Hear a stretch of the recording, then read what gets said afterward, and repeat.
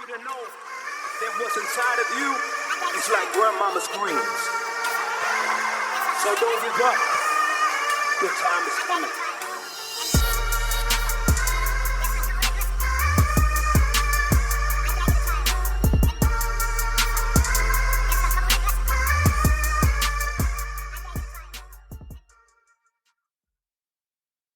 Y'all hear about that?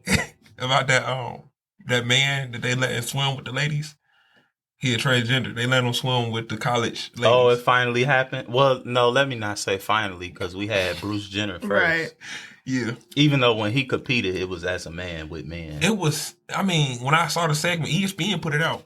And he was in there talking like, I mean, he, big white boy, broad shoulders. It was talking only a matter of equal, time. and I'm like, bro. It was only a matter of time. And I mean, oh boy, he a man, bro. Like, I mean, like, they had his highlights. He in there water like. It was only a matter of time. Because that's where the time that we live in is confusion and perversion. Mm-hmm. It just like, don't and I make was talking sense to, at all. we was talking about like, me and Lauren yesterday, we were talking about like bathrooms and like the transgender and all that. And I said, it's all fun and games and it's all equal until your daughter walking in the bathroom and some big dude walk behind her. Then it's like, oh, and we all equal. Now let them walk in there. Right. Yeah, that's what we or identify until we trying to be so much of the same, ignoring like literal physical stuff that somebody get hurt or, you know, somebody come over there and dominate your area that's not that. And a lot of women was out for it too, seemingly, until now we're not going to call you women anymore. That's a woman. Right. Now we're going to take the word completely away. Then you had a lot of women that was like, well, hold on. You ain't no woman. Right. You can't carry no like, now we want to talk about nature. Mm-hmm. Yep. And that's always been the thing. Like, I don't have to quote not one scripture to tell you that what it is you're doing is completely against nature.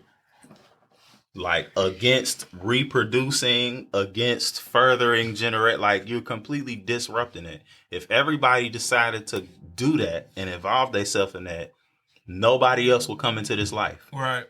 Right. Like, but, you know. People don't want to hear that. Nah, they don't. They don't want to hear that. People don't care until something, you know, until affects their area adversely. Yep. Facts. Yep. Everything is cool. Don't mean nothing. This ain't a big deal until it's you. Yeah. And you know what's so crazy about that? When we try to bring God into it about what he love and he hate, nah. But when they're justifying it, doesn't God love everything? Then let's bring God in it over here. Right. Because I think I got you with this one. Yep. I think I got you with this one. I'm like, nah, you don't got me. You don't got me at all. That's crazy. Yeah, it was only a matter of time, though. Now, wait till one of these LeBrons or Kevin Durant's pull a Joanna Man or something. I'm waiting on that. And like, what is it that's so what's the word that people so obsessed with? Being Sunday night. Not only that, but what is this version of equal that we want to push for so bad? Mm-hmm. Like, we completely want to do away with anything that came from an old perspective or generation. Right. And I get some of that. And why? Because things do have to progress. You have to gain new perspective. You had new people who didn't live in a certain era, era or whatever. I get all that. But some of that stuff is foundation. Like, some of that stuff is true. Some of that stuff is how we got to where we at. So how we just gonna do away with all of that? Like, you have men, you have women. Mm-hmm. The Bible calls them the weaker vessel, but it's not talking about just less than. Mm-hmm. It's not talking about y'all's value. Mm-hmm. And so I think that's what worldliness has come in and has pushed. Mm-hmm. It's like getting in the ear, like, oh yeah, they think you don't matter. They think you less than. Right. You only supposed to do this over here. You only supposed to stroke their ego. They dominate everything. Mm-hmm. You don't dominate nothing. And so then that's where I just mentioned that this almost war that has men versus women, where did that come from? Right. When we've needed each other to survive and get through all these centuries of life. We've needed each other. How do we get to a place where I'm going to do everything to upstage you? Right. I'm a man, but I'm going to do everything in my power to upstage you as a woman and keep you in a certain place. And as a woman, Because the man I'm going to do everything in my power to show you I don't need you. Right. Because the man don't know he don't know his true role. You don't know your true role as a man, which forces a woman to take a more masculine role. And you keep going on in life doing that, then it's like roles start getting reversed slowly but surely. And now it's like, but anyway, real quick. Welcome, family, to Matthew 77 Project Podcast. I'm Samuel, a.k.a. Mr. Lionhearted. I'm here with the people that's supposed to be here. A.K. That was Coach A.K., our mental health expert, and Minister Dominic Colbert. Hey, we got a good episode for y'all today.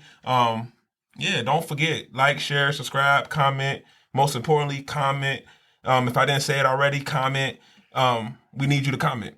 So enjoy the episode and let's get back to it.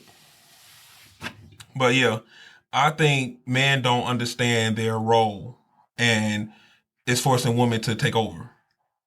And in a sense. So it's I met a woman and she was like, I'm working on me not being so masculine.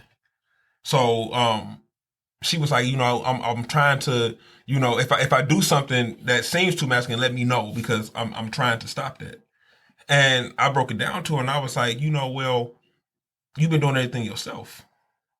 So it's like not on purpose, but kind of on purpose, you started to take on a more masculine role because you've been doing everything. right. So when you're going to work, paying bills, mowing the grass, washing clothes, cooking, cleaning, when you're doing all this by yourself, all the way down to carrying your own case of water, it's like it's hard for you not to take on that masculine role. And I said the only way you really gonna get out of it truly, one, wanting to, but second, understanding that it's gonna be a little masculine in you.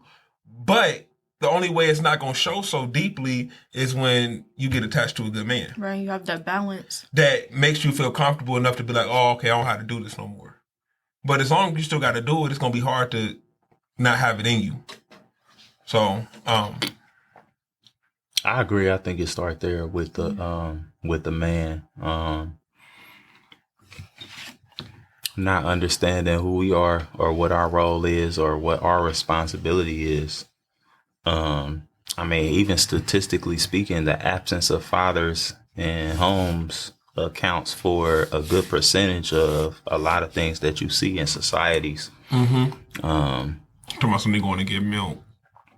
Yeah, it's if you don't understand, right? If we take a look through history, different things that have happened where that was a part of the agenda to remove the man out of the picture. Satan has always been after the man.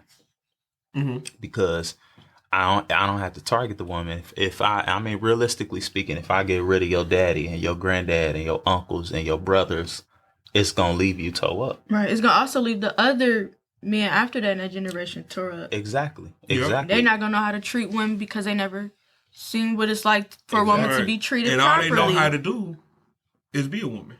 That too. That too. That's it. That right. too. Not learning how to provide. The way that it also comes providing, but also like emotional support as well. That too, and those are things that you learn from being in an environment where you primarily have both parents, and then of course that village that we talk about that's necessary to raise a child. So it's twofold: it's knock the anchor, the foundation out of its position. And then slowly deteriorate the supported cast. Right. So right. And then you got people that you got people that grow up though, and then they talk like, well, this person had both parents in their life, but they still went down this road. This person had both parents in their life and they was Christian, but they still went down this road. And I feel like a lot of people don't take an active role. Like you just being present in my life. Right. That isn't enough. You guys are present in my life, but you also poor. So it's like you can be somebody that's just there, or you can be somebody that's there and you poor. Right. It's like pour into. Because I was like, what you be like, huh? Y'all present, but you're poor. Hey, the first time I'm serious. Poor. What? My fault. Go ahead. The whole time he was getting offended. Right. He wasn't even receiving a compliment. I mean, y'all in my life, but peasants. Right. He definitely was like, I'm definitely putting in my contract. Pivot. Matthew said, like, get this cup out of here. Like, I'm sure it's been poor. I ain't poor. But go ahead. I ain't okay. Poor, I ain't poor. My bills are paid. Don't let the recession fool you. Right.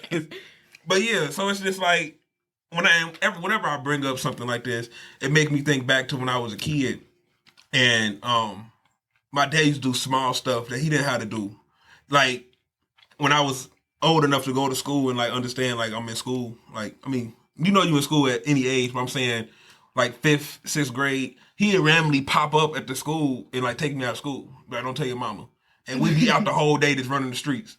Like just little stuff like that. He made sure he spent like quality time with me. And it's like, that helped me a lot. He didn't know it helped me, but it did. Mm-hmm. So I'm like, I really like that. So now it's like when I'm growing up and I'm like thinking about having my own family, I'm like, man, I can't wait to pull him out of school. Like it sounds bad, but it's like I can't wait to pull up on him. Like, hey, look, don't tell your mama. Some days kids do need that too. Mm-hmm. We all need that as people. A little switch in our routine. We're not supposed to live every day. Okay, we do this at this time, do it at that time, because that's when confusion comes in too. Yeah. Right, it'd be I'm too much. To just live my life according to this schedule, and then I'm gonna die.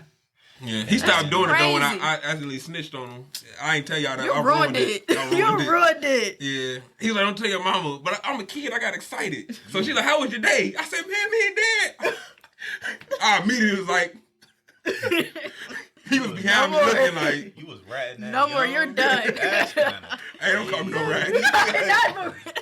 That's kind of crazy. I didn't know, man. It's okay. Ever since I was a kid, though, people tell me like you can't hold water. So I've been doing better at holding my water. I don't be talking like I used to. I be getting so excited. It's like you allow me to get to this point where I want to tell you everything, and then you tell me I can't tell you. That's just a kid. That's just a kid trait, though. Because I told you how my kids almost ruined my proposal. Like you got to refresh me. I get the ring, right? Mm-hmm. And I was about to point something out just to make myself look good. Anyway, because I went like door to door and met with everybody and got their blessing. Oh my gosh, that's dope. That's what's up. Yeah, you know what I'm saying. Anyway, how many doors? 2. Okay.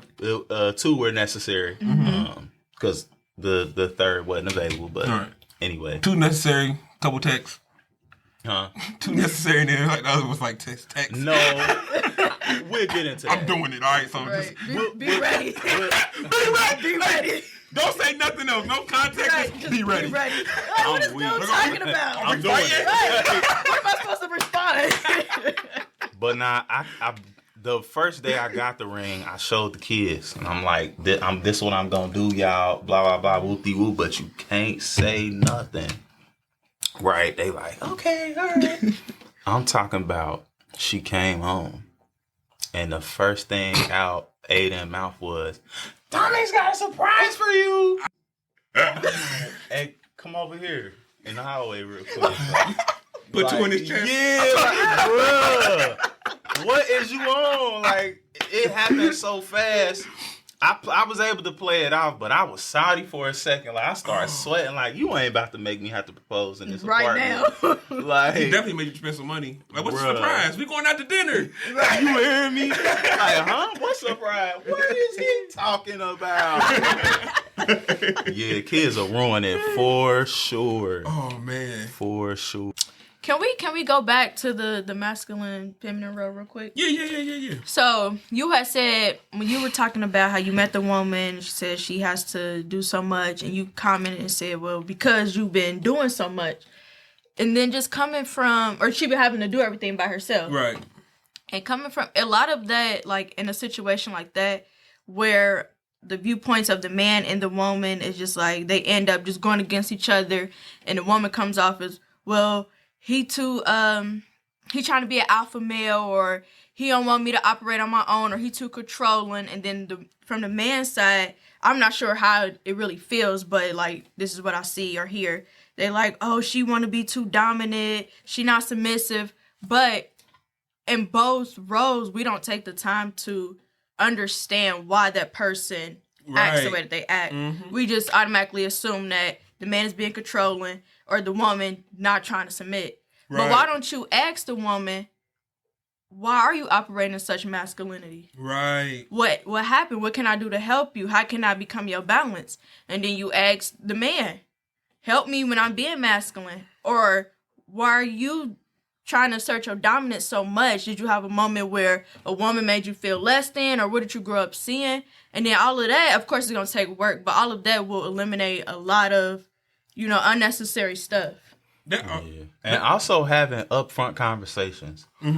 This I would become like the spokesperson for this, because in a lot of situationships that I've been in the past, like, that wasn't normal. We didn't sit and talk about expectations, what we looking for, what we want. Right. Because that go into it. Like, that should have been something that we considered, like, okay, how do we see our household operating? Like, if we do this, what's the goal? Children, like, we got to make it normal to talk about all that stuff. I know on the first day, everybody's like, well, I'm going to disclose this to you, but I'm going to keep this. Right. Like, and I get that, because why would I want to just spill everything to a complete stranger, and then this don't work out, and I just gave you all of this. Who knows how crazy you might be. Like, but on the flip side of that, just being open and real and talking about some of that weightier stuff, it cuts out a lot of time of, now we got to figure this out. Like, I definitely ask credit scores first date. What's your credit score? I need to know. I need to know what I'm getting into. He was paying attention to the Cosby Show. I really was. That's stuff they was doing on them shows. And like, I really was. What are his grades? My grades weren't too high, so I didn't care about that. But my thing was, what was your credit score? What's another one? If the conversation was real well, I even go as far as to saying how much you got saved in your savings. I want to know if you manage money. But because my thing is, it's not a turnoff if you got a bad credit score. I just need to know where I'm at with you. I might be the one with the bad credit score, and I still ask. It was once upon a time I used to have a bad credit score until I did my own credit repair and I fixed it.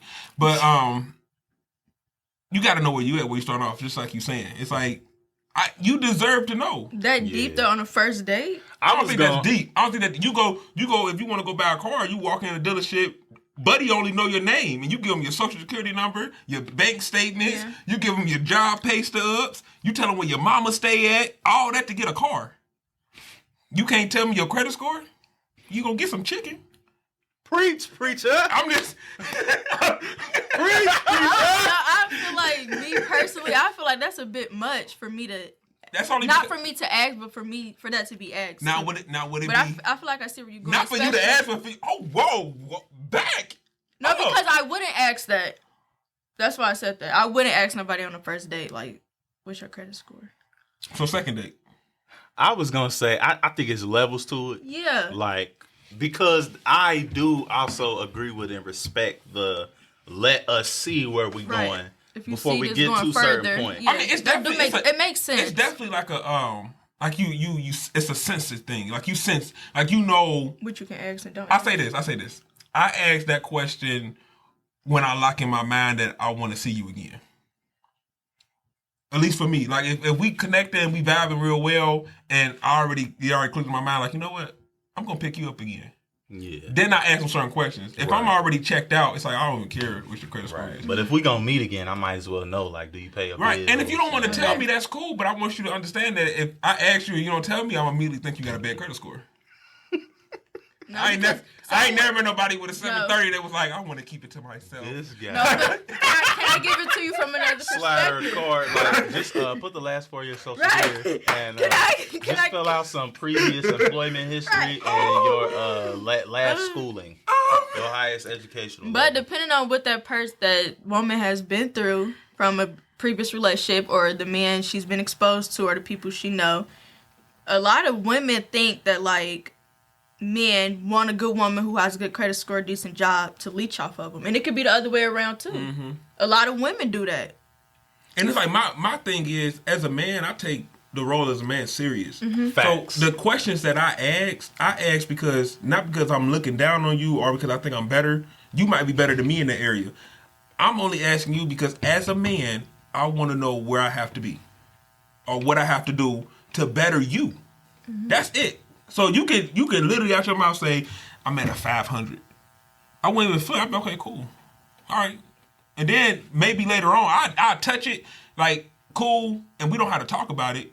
Now it's like my head's running, though. So now I'm thinking, now over time, I'm going to ask you certain things, and we're going to help it get it together. But I need to know where I can assist. Every time I meet somebody, whether, it's a date or just in the street, my first thought is, what can I do? What's your credit score? No. Right. He was gonna say that. No, that's not what I said. I was gonna say, what can I do for you? When I meet people, I honestly try to think, how can I add value to your life? Mm-hmm. So, and I always, it's a lot of favor on me. So when I meet people, I always seem to find people that helps me. Mm-hmm. So it makes me, when I get up in the morning, check myself. So now when I meet people, I'm looking at them like, what can I do for you? How can I add value to your life? Like, I'm listening to you talk. I'm trying to see, like, where can I, where do I fit in? What can you use me at? Mm-hmm. So it's never like a turn off thing, but I think that's a unique and I think it's an important perspective to have too, because everybody that you meet of the opposite sex doesn't mean that we're gonna date and it's gonna go further. Right. This is just how you can meet people. Maybe we get together and we kick it and determine that we can be friends. Right. Or business partners. Now I know that in 2022, that's insane. And, if I said that at the wrong table or in the wrong circle, they'd be looking at me all type of crazy. But it is very possible. I know. Just put that out there. Let it marinate, because a lot of people struggle with that idea. Hold on. You missed it? I heard opposite sex of you. I was doing a little thing with the audio. Yeah, you can have friends and people who you are close with, that you converse with, that you confide in, that you share things with, that you kick it with, and they can be the opposite sex, and it can be totally like just that. We never involved ourselves past that.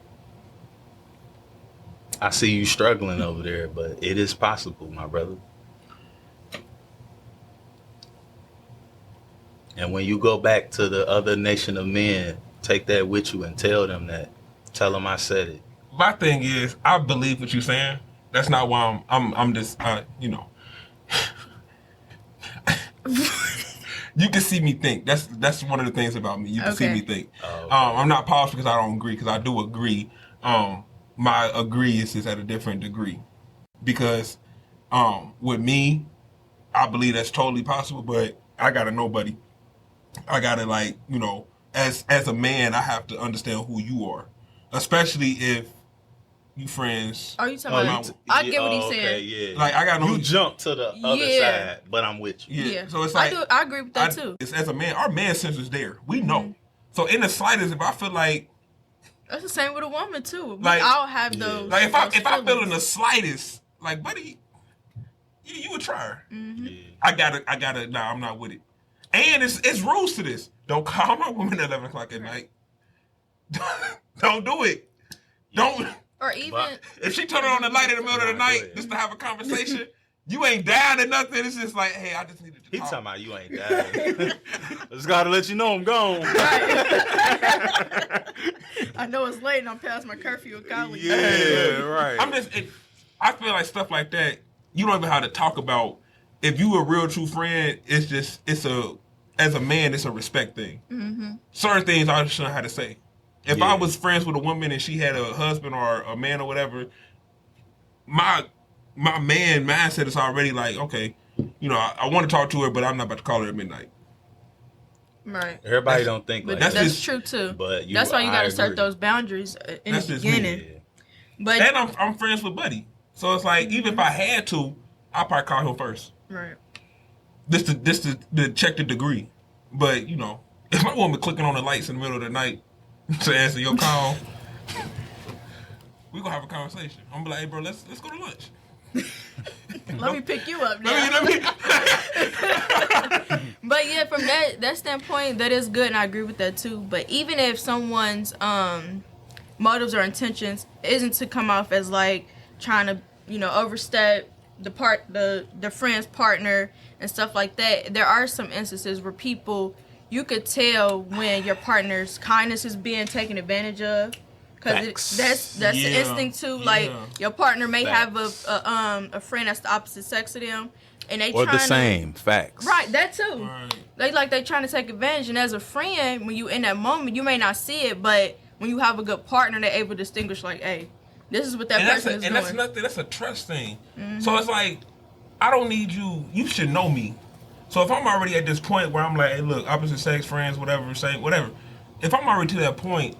But if I'm coming to you as your significant other, don't look at me crazy when I'm telling you stuff. Or that you trying to... Like, if I'm telling you, buddy trying to get on or whatever, don't knock me for speaking the truth. Mm-hmm. And I give you that same respect. But... definitely, buddy. Everybody. I don't say that. That's why I'm chuckling. Like, when did we just adopt that? Like, I feel like, hey, look, I said to anybody I'm trying to size up, buddy. Little fella, you know, all that. You like, what's up, little guy? All that. So it's like... But I say that to say, don't look at your partner crazy when they telling you what they see, because they got a different lens. Exactly. So it's like my intentions are pure. I got this girl. She my friend. We've been friends for a long time, and along the way you grow and you meet new people. So my little friend thing about all that it goes deep, because I'm like, what is dude doing for you? What are y'all doing? Like, y'all just friends just to be friends, or like, is he helping you elevate in a certain area that I can't? Right. So it's different What's stuff. the point of this friendship? Like, y'all just kicking it? Mm-hmm. Like, but we can kick it. Right, because I mean, I will have women friends that, you know, they only are friends because we do business together and we developed a friendship. Mm-hmm. But I ain't coming up in the house like, I got a new friend today. Like, we ain't making buddies. When I said that, and I wanted to, because everything that we just touched on, I agree with. Mm-hmm. But when I said that, I just was strictly saying that from the aspect of dating and meeting people. And where I was going with that was because you never know, because I've squandered several opportunities this way, where just because we talking and we kicking it, we force it to be something. And this actually could have been a situation where we could be friends and it could have been to your benefit or to my benefit. Right. You could have, if you're not saved, you could have ended up saved, like anything like that. But because you cute, right, or whatever, well, let's do this. Right. Yeah. So I was just saying, I do get that. Yeah. Like, that's something I had to learn. Yeah. Like, and that's why I call them situationships, because nothing was real about it to make it a real relationship. But anyway, Holy Spirit, let me know. Like, everybody that's dope ain't for you, Sam. Yeah. You meet dope people, and it's like, you know, even if you can see yourself with them, everybody that's dope ain't for you. I had to tell myself that. It's like, that's cool. I had to learn that. Like, and that's why I say it's okay to establish friendships that way. More so, I was talking about when you're single, because we talking about establishing things from the get, as far as roles and all of that. So it's okay to meet somebody and, you know, it just be platonic like that. Right. And then maybe somebody else you meet, and that's the direction y'all choose to go in. But the levels that we mentioned, like, it get to a point where we do need to talk about, okay, how do you see, what's your picture, your mental picture of a household? Like, what's normal for you? What's at least functional for you? Like, did you grow up with both parents? Do you see that I bring home the bacon and you fry it up? Like, how do you see this? Because a lot of us don't have those conversations. Me and Lauren didn't have that conversation. So we got to a point where now we discover that she's not wired to just be a stay-at-home mom. Like, so yeah, I'm having these kids and I love them, but I have just a different idea of what I imagine. And it's not that, you know, we just don't want to get on the same page, but it's not a conversation that we have. Right. So now sitting down and having that conversation is like, well, we even realized like, wow, we didn't ever talk about this. We didn't even see necessarily a need to talk about this. Mm-hmm. So that becomes very important. Right. Because that will help. Here at Matthew 77 Project, we love the Lord. We also love people that use their gifts and talents to give God glory. So we are introducing Shine That Light, where we give Christian artists time to shine their light. This week we have a gospel artist that goes by the name of JeNaya Robs. The song we're playing from her is called All Heaven and Earth. Please take a listen.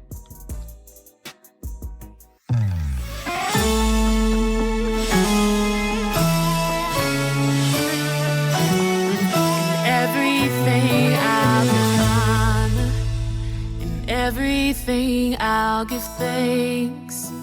In everything I'll adore you. Oh Lord, you are my King. Though I sink deep in fire and the floods they overwhelm me, you are still the God who answers. All glory to your name. Oh, all heaven and earth shall adore you. All heaven and earth shall praise you. All heaven and earth shall magnify the name of Jesus Christ. All heaven and earth shall adore you. All heaven and earth shall praise you. All heaven and earth shall magnify the name of Jesus Christ. In everything I'll give honor. Oh, everything I'll give praise. Everything I'll adore. Oh Lord, you are. Oh Lord, you are my King. Though I sink deep in the floods they overwhelm.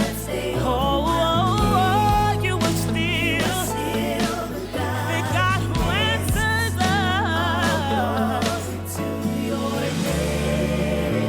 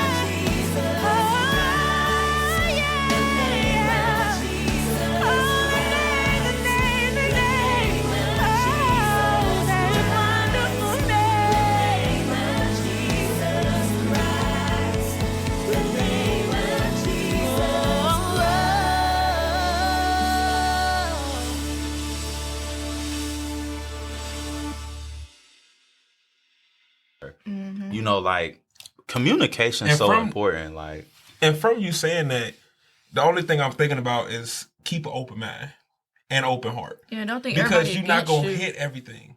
Right. You're not in the relationship. You're not gonna hit everything. As polished as you think you are, as you know, many relationships or situationships you've been in, and you're trying to learn from that and implement that into something new. You're not gonna hit everything. So in the duration of the time we have together, we need to keep an open mind because you're gonna change, you're gonna grow, and I will too. Right. So the stuff that we forgot to hit, we need to make sure that when we do hit it, it's not like, oh, that's changed, and we're scared of it. And that's the end of it. Right. Like, you know how ridiculous it would be for us to discover that and throw 4 years down the drain, like, oh, well, I ain't with that. So right. I'm ready to sign them papers. But but yeah, that's important. And I always say this too. I had these conversations all the time. Different households operate differently.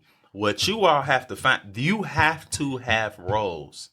You have to have roles because I have to understand this is what my side of this is, and that's what your side of this is. And that's what fits and make this a whole thing. Right. They just can be determined household by household. Mm-hmm.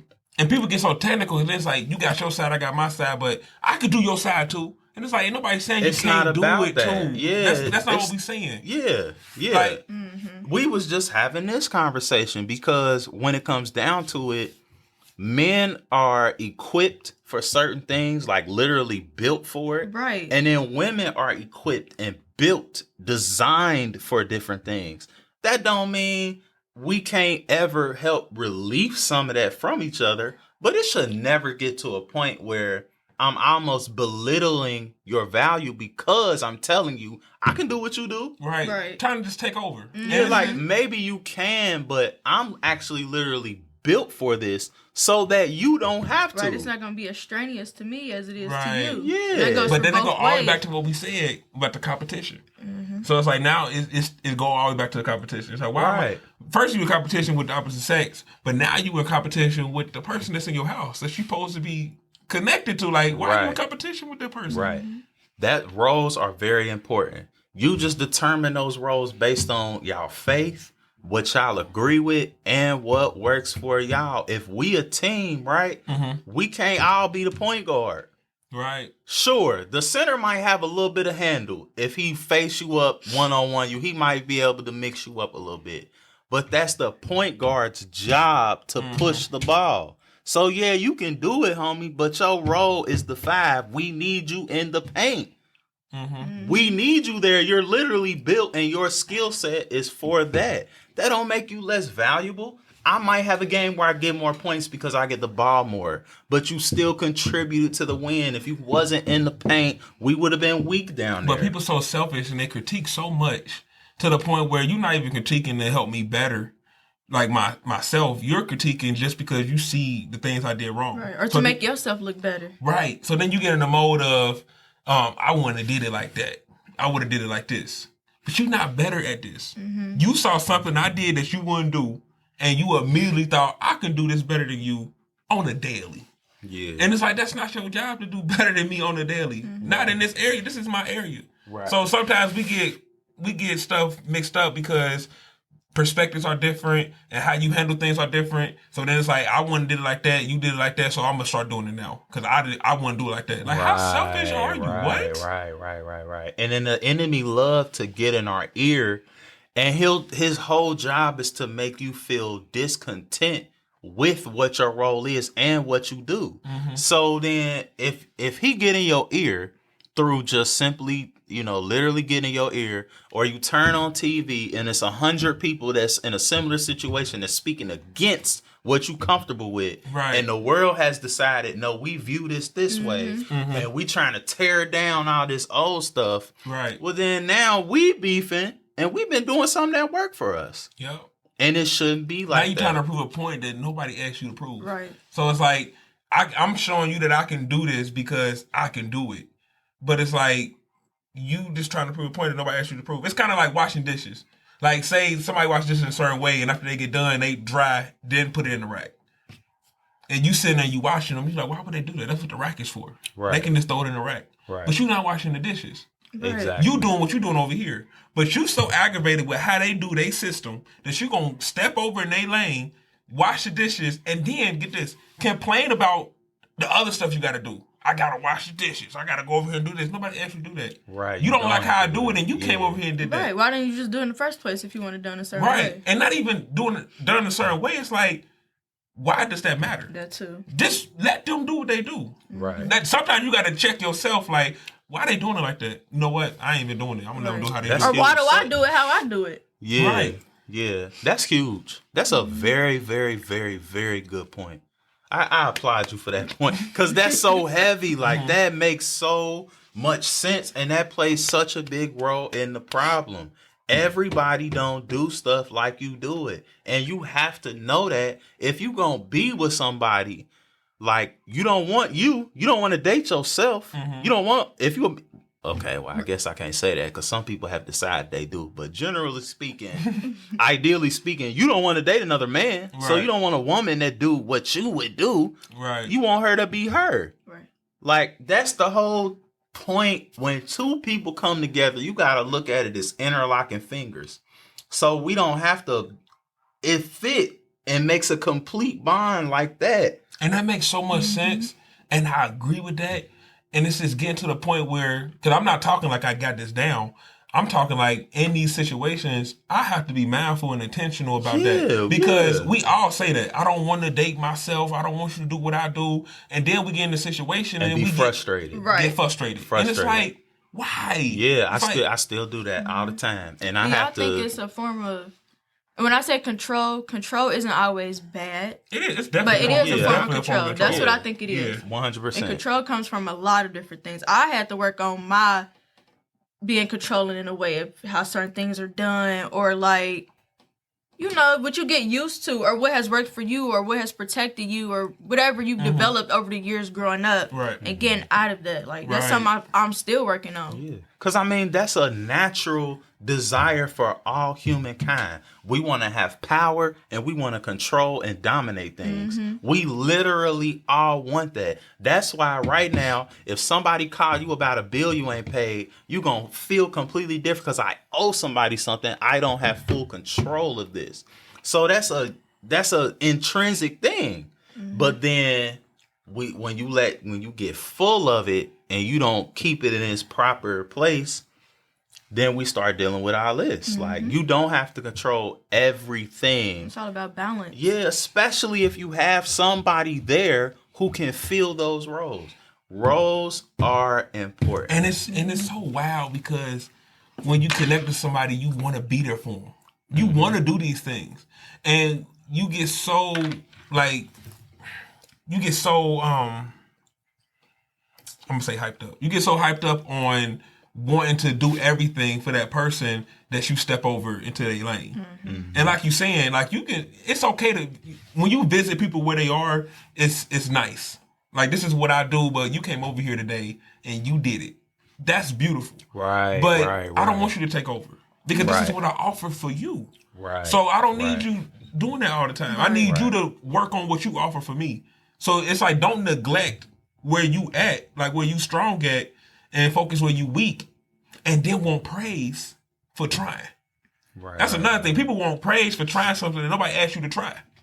I never do that. You always do it, and for the first time I took out the trash and you don't appreciate it. Baby, you ain't never take out trash in your life. Right. Ever. Now, sometimes you can be conscious and you can be like, thank you, I noticed that, thank you. But if I miss it, don't hurt me for missing it. Never do it again. Like, please. Never had to do it before. Yeah, and I think that goes back to communication as well, because and I love that we stand so general, because there's so many things that fit under this umbrella, whether we talking about, you know, who work, who hold the house down, who balance the check. Like, it's so many things that fit under this umbrella of you got a role, I got a role that we agree on. It complements each other and completes what this is. Right. But to add on to what you was just saying, it's trying to slip. I'm trying to hold on to it. What did you just say? About not wanting to get praised for something that... Yeah. So the communication part of that is understanding what it is that I need from you. Help is not, I'm going to force on you whatever I think I see that you need. Help is availing myself and trying to find out from you what you need. Is a difference. There's a difference. If you down here cleaning up and the help that you might really need is for somebody to move some stuff around upstairs, but I decided I'm going to help you. And I come down here and I'm over you helping you clean up. Now I'm helping you, but it's not what you asked me for. It wasn't the help that you needed. So did I really help you? Right. So that's where communication comes in as well, because you have to be able to voice to me that you need that help. I got to be willing to listen. And you have to tell me like, okay, it will really actually be beneficial if you went upstairs and moved XYZ. I got this here. It don't mean that I don't want your help. It doesn't mean that you wouldn't have been helpful here. But the area I really need you in is the area I want you to focus on. You just tapped into something that I wanted to bring up about how to handle when somebody addresses you being out of your... A redirect. Yeah. Like, you know, because sometimes we get offended. Like you get straight offended. Facts. I'm trying to do this for you. I done been in a situation where I got offended, where I was doing something and got moved out of my department. Like, I don't like the way you do that. And I was so upset about it. I'm like, I ain't doing nothing. Like, I'm trying to help, and I picked where I wanted to help, and you kicked me out of it. And I'm so hurt bad, I'm like, forget it. I'm not doing nothing. But it's like, we can respond in a better way. We take everything so personal that, did we really want to help? But it can also be the other party's approach, too. Yeah, of course. Yeah. Of course. But I'm always going back to every issue is a you issue. So even if their approach was bad, it's like it's still you. So it's like if your true intention and your motive was really just solely, I just want to help you. Yeah, because we talking about specific situations in a way, because we talking about gender roles is basically what we talking about. So that's a very intimate space, which is why a lot of the offense and those things have to be removed out of that, because this is supposed to be, this is like a it's like a special space right here that we both in.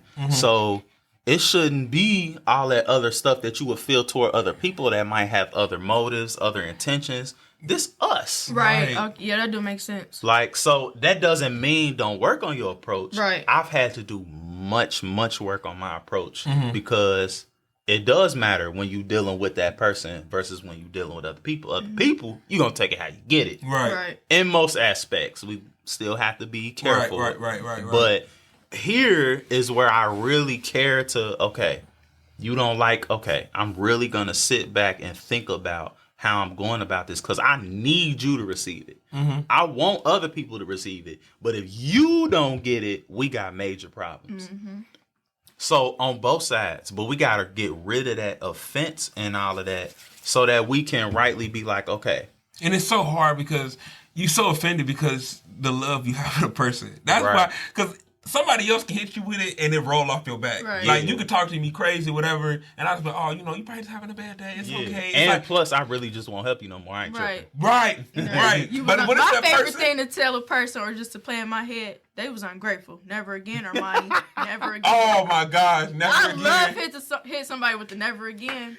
Never I again. let myself know, Armani, never again. And it's like, but when you with that person, like your person, it cut different. Yeah, and it's like, even when it cut not intentional, it's still a cut. Yeah. Like a paper cut still hurt, even though it wasn't on purpose. Right. And it make you real defensive too. Yeah. And then I try to say, I'm not being defensive. I'm just saying. Right.